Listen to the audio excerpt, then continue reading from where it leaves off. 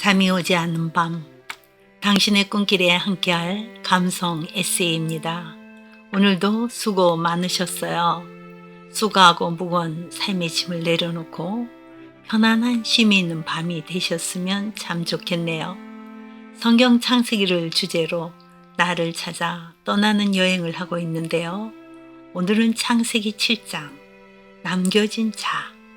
요절은 창세기 7장 1절. 여호와께서 노아에게 이르시되 너와 내 온 집은 방주로 들어가라. 이 세대에서 내가 내 앞에 의로움을 내가 보았음이니라. 창세기 7장 남겨진 자. 휘황찬란한 네온 사인이 번쩍거리는 거리를 몰려다니는 군중 속에서 타락한 눈으로 보는 것을 즐기고 먹는 것을 즐기는 육체뿐인 인간들의 군상 속에서 회오리 바람 같은 이 세대의 흐름 속에 나는 휘감겨져 들어가고 있는 것은 아닐까 하는 자각조차 죄로 인해 나병 환자의 감각처럼 무감해져 가고 있는 것은 아닌지, 이 군중은 어디로 가고 있는가? 이 시대가 이렇게 흘러가도 좋은 것인가? 이 광란의 도시의 끝은 무엇일까? 노아의 세상도 하나님 보시기에 좋은 조화가 깨지고 사람 보기에 좋은 세상이 되었다. 보이는 것 외에는 보려 하지 않는 세대 속에서 보이지 않는 하나님은 사람들에게 잊혀졌다. 보시는 하나님의 눈도 무시되었다.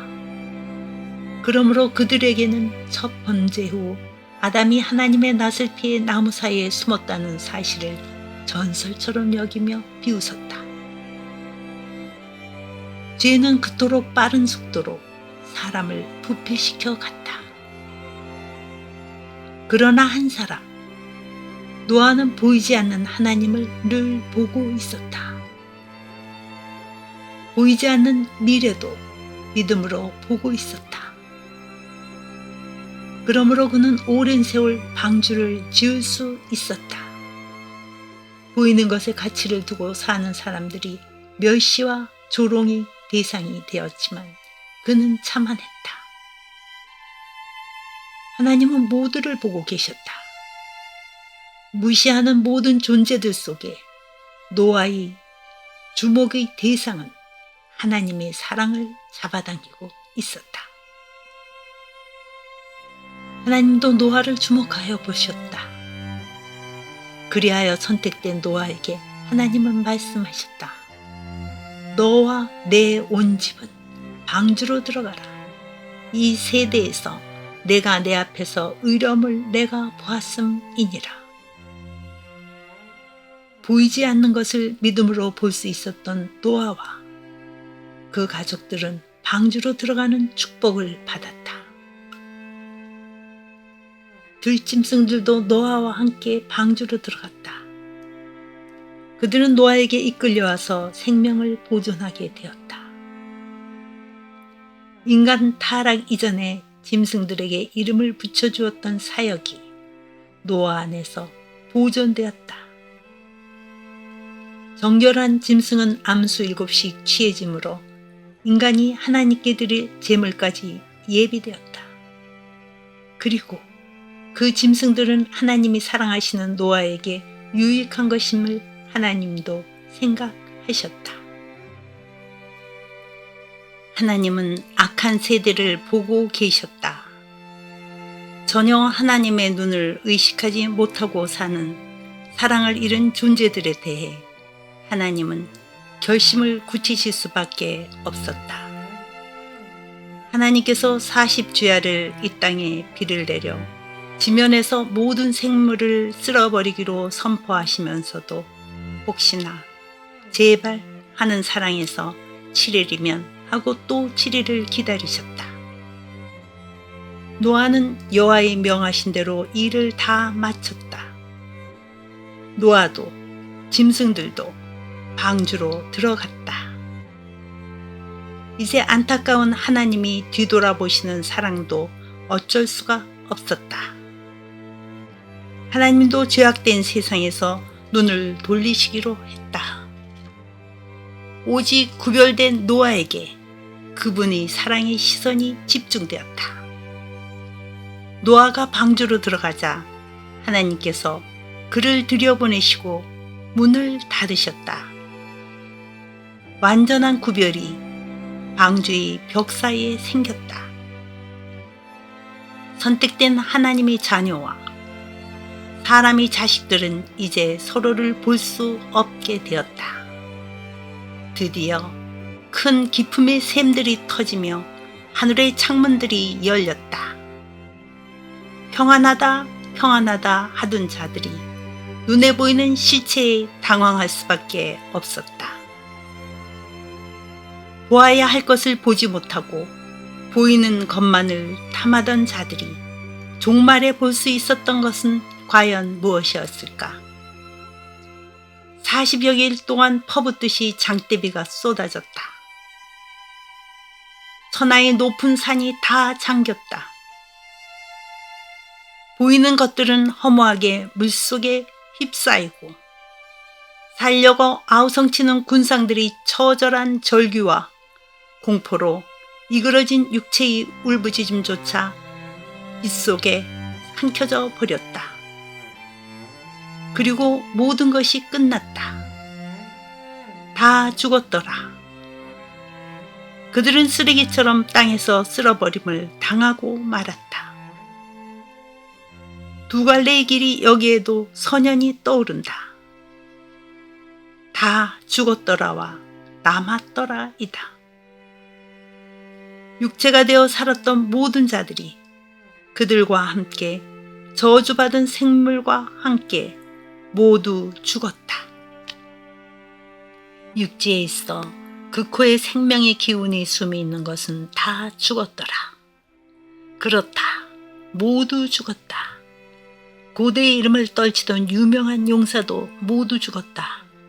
자신이 피조물인 것을 기억하지 못하고 오만했던 그들의 용맹도 명예도 죽음 앞에서 무슨 소용이 있었겠는가. 그들의 눈을 즐겁게 하던 보이는 모든 것들도 죽음 앞에서 무슨 소용이 있었겠는가. 어쩌면 처절한 죽음 앞에서 혼자 살기 위해 그들이 소유하려고 뒤쫓던 모든 것들을 떨쳐버리려 몸부림을 쳤을지도 모를 일이다. 보기에 좋은 대로 축첩을 하고 자손을 번창시켰던 가인의 후손들은 결국 다 죽었다. 죽어가는 순간에 그들은 자신이 불근하게 불과한 피조물이라는 것을 통감했을지도 모른다. 하나님의 두려운 눈앞에 숨을 나무조차 찾을 길이 없는 비참한 존재라는 의식이 그때야 번쩍 뜨였을지도 모른다. 그러나 하나님의 긍휼의 사랑은, 오래 참으시는 사랑은 이제 그들 위에 머무를 수가 없다. 그들은 죄의 소원을 갖고 죄의 다스림을 받아 멸망했다. 물이 150일을 땅에 넘쳐났다. 그동안 하나님은 줄곧 한 곳을 주목하고 계셨다.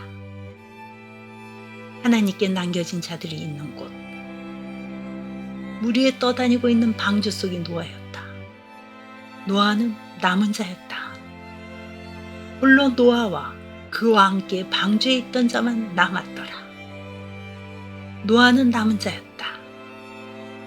하나님의 눈앞에 남겨진 자, 보이지 않는 실존이 멸시를 받는 세대 속에서 보이지 않는 것을 믿음으로 본 노아는 영원히 하나님의 눈앞에 남겨진 자였다.